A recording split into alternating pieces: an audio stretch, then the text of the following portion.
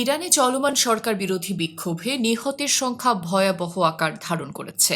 আন্তর্জাতিক মানবাধিকার পর্যবেক্ষণকারী সংস্থাগুলোর তথ্য মতে সাম্প্রতিক মাসগুলোতে দেশটিতে চলমান বিক্ষোভ ও দমনপীড়নে 5 শতাধিক মানুষের প্রাণহানি ঘটেছে। ইরানের বিভিন্ন শহরে ছড়িয়ে পড়া এই বিক্ষোভ মূলত রাজনৈতিক স্বাধীনতা, অর্থনৈতিক সংকট, মূল্যস্ফীতি ও নাগরিক অধিকার ইস্যুকে কেন্দ্র করে শুরু হয়।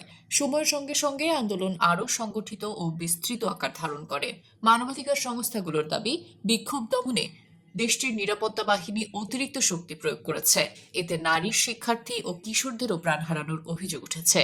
অনেক ক্ষেত্রে সরাসরি গুলি, গণগ্রেফতার ও নির্যাতনের অভিযোগও সামনে এসেছে।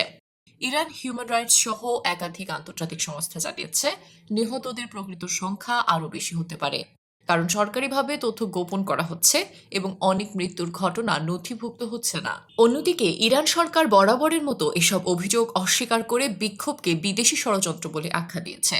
তবে বিশ্লেষকদের মতে সামাজিক যোগাযোগ মাধ্যমের বিস্তার ও আন্তর্জাতিক নজরদারির কারণে এবারের পরিস্থিতি আগের তুলনায় ভিন্ন মাত্রা পেয়েছে। মানবাধিকার কর্মীরা দ্রুত সহিংসতা বন্ধ, রাজনৈতিক সংলাপ শুরু এবং আন্তর্জাতিক তদন্তের আহ্বান জানিয়েছেন। একই সঙ্গে তারা বিক্ষোভকারীদের নিরাপত্তা নিশ্চিত করতে আন্তর্জাতিক সম্প্রদায়ের কার্যকর ভূমিকা কামনা করেছেন।